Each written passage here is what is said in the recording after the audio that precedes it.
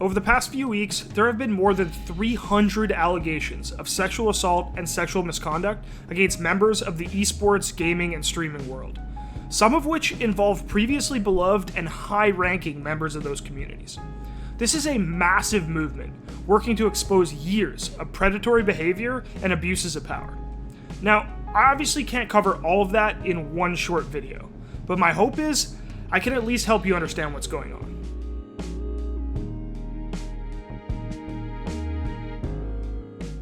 In addition to everything I'm about to explain to you in this video, I urge you to go out and read and listen to the people who have come forward with their stories.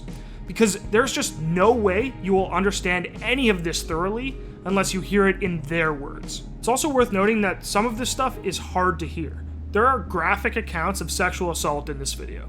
So just a fair warning if that's something that's going to be upsetting for you. Like any movement with this size and scope, it can be pretty difficult to narrow down exactly where it started. But this situation really started to pick up steam on June 20th, when allegations were first made against Destiny streamer Say No to Rage. Several women from the Destiny and Twitch communities came forward with allegations of sexual misconduct against him. This included a Twitter user named Mind of Snaps, who published a lengthy account of her interactions with him and accused him of unwanted touching even after multiple requests to stop. She also included a video she says she recorded about the incident on June 15th, 2019. I'm recording this because I want, if this does come out, I want people to see the impact.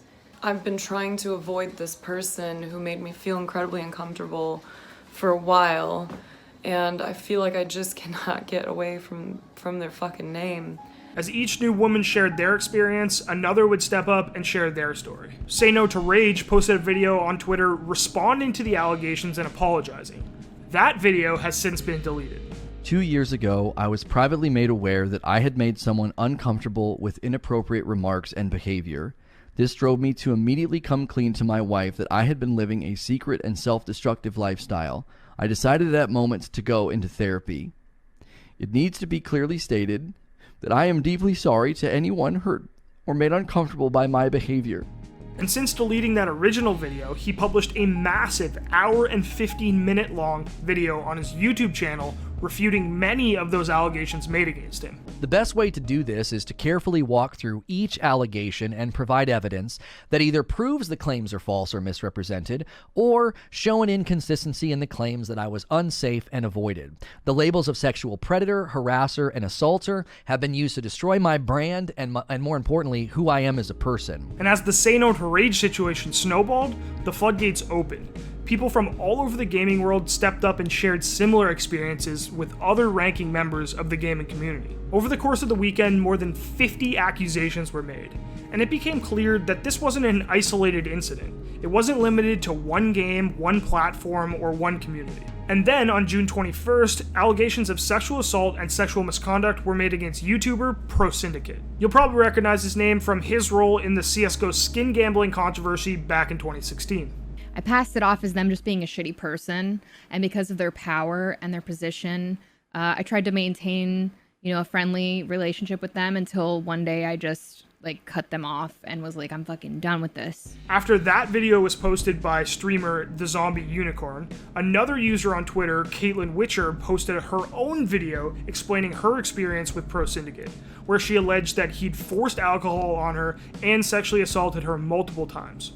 The first time things started happening, he told me to be quiet and that I was supposed to like it.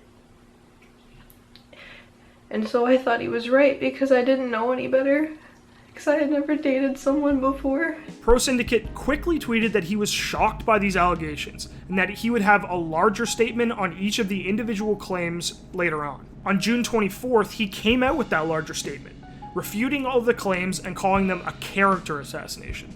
Here's a quote from the statement. Quote, "This is a character assassination by social media without evidence to support it or any justification.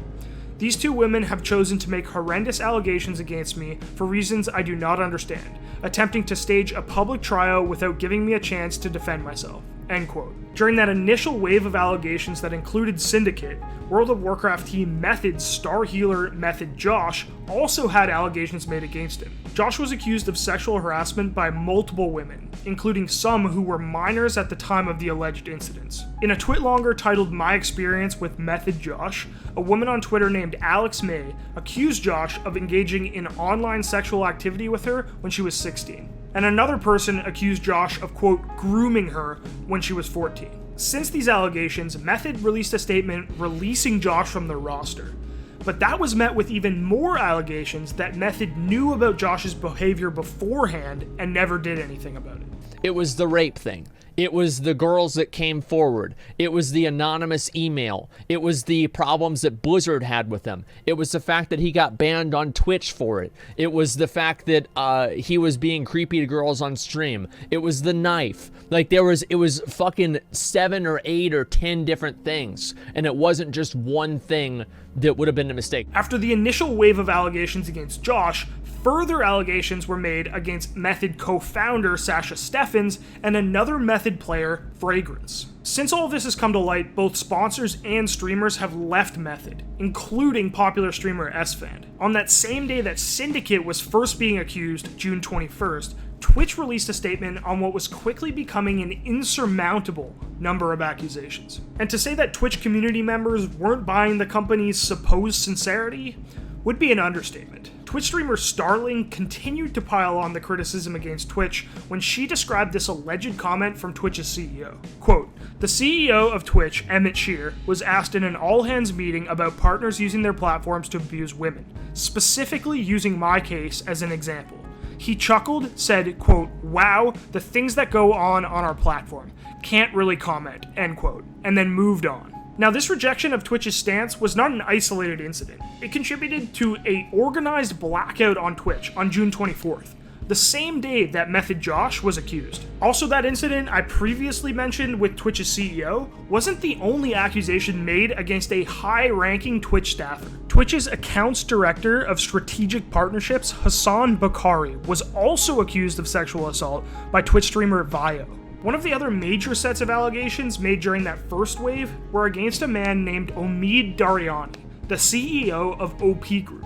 OP Group is a management company that represents content creators across the internet, including YouTube and Twitch. The initial accusation made by a Twitter user named Molly alleges that Omid used his powerful position in the streaming industry to pressure her into a sexual encounter with him and his wife. In her statement, she says he was, quote, you were being manipulative to young women who looked up to you. You used your position of power and stories about, quote, blacklists to pressure me into having sex with you. End quote. After Molly's statement, streamer Odie Games also contributed an account of an experience she'd had in Omid's home, during which other unnamed members of the gaming community allegedly sexually assaulted her and a friend in a hot tub. After these allegations became public, Omid resigned from his position as CEO at OPG and issued an apology on Twitter. Since these allegations have come to light, many of OPG's clients have left the company, including Carnage, Dodger, Strippin, and Towley. Now, like I said, I'm really just scratching the surface here. While I'm telling you these stories about all these big names who have been accused,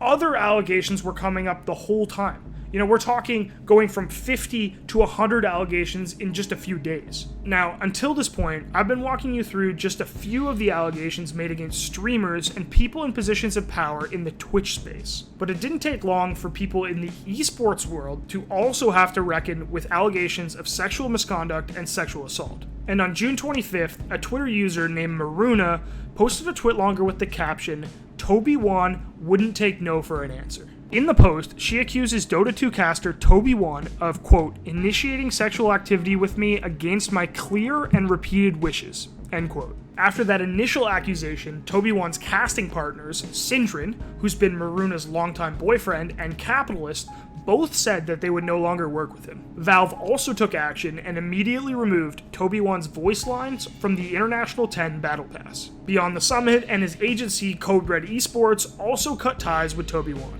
In response to the allegations, Toby released this statement and announced his retirement on July 2nd. Quote, I've always said that influencers are held at a higher level and criticism is something we all accepted.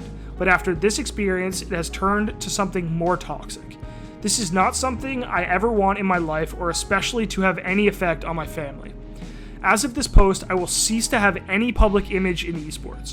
I will never commentate again, and my focus will turn fully to my family and finding a way to move on with my life." End quote. Now, Toby Wan wasn't the only member of the Dota 2 casting community to have allegations made against him. One woman said that Grand Grant, another caster who casted TI8, grabbed her and allegedly wouldn't let her go during a TI7 afterparty. Another woman and cosplayer named Wicked Cosplay tweeted another allegation on behalf of a woman who wished to remain anonymous. Within that account, Grant was accused of allegedly drugging and sexually assaulting the anonymous woman during TI4. In response to all of these allegations, Grant made the following statement and also retired from casting Dota. Within a matter of days, 2 members of the casting team in the biggest tournament in all of esports, the International, had retired from their jobs due to allegations of sexual assault. In the days following that situation in Dota, this movement struck the streaming world even harder. Fedmeister, or you might know him as Fed, a streamer and YouTuber that makes content in the offline TV house, was accused of sexual misconduct with multiple housemates. The original accusation came from Yvonne, another content creator within the offline TV house, who posted a twitlonger containing multiple allegations against Fed. Yvonne alleged that Fed came into her room in the middle of the night drunk multiple times and inappropriately touched her. In response to her post, Offline TV removed Fed from the house and cut ties with him. Following the situation, Pokimane shared her entire perspective on the situation on stream. I want to put a huge emphasis on this. The way he shit-talked Yvonne and Lily to me and others is so frustrating knowing what happened between them. The Yvonne incident happened and Fed would start talking to me. I'm so sorry for being emotional. He would talk to me about how Yvonne was lazy and not working enough and playing League all the time. And I was concerned when in reality her behavior was entirely because of the incident that happened between them two. After he was removed from the house, Fed made this apology on Twitter. Fed didn't deny any of the accusations, but did say that he never intended to hurt anyone, and that he was going to try to do better in the future. And that brings us to right now, when I'm filming this video.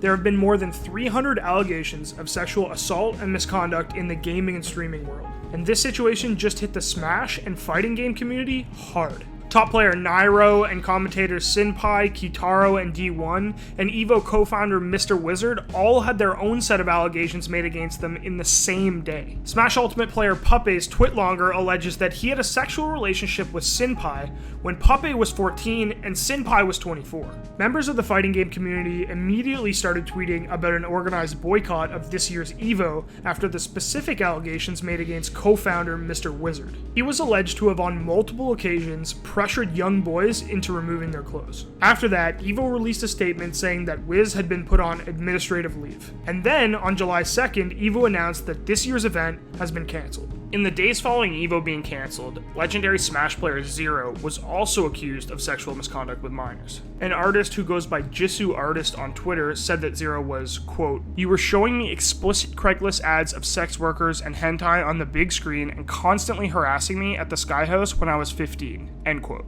Another accusation came from a brand new Twitter account under the name Katie that alleged Zero was sending her sexually charged messages and asking her for explicit photos when she was 14. It's also been alleged that Zero has shared porn with minors in his personal Discord server. Since these allegations were made public, Zero released a statement addressing each one independently, saying that he wants to take ownership for his actions. He also admitted to sending what he called horrendous messages to Katie when he was 19 and she was 14. I'm going to read you part of his statement. Quote, "Moving forward, I want to take this time to self-reflect and improve myself as a person.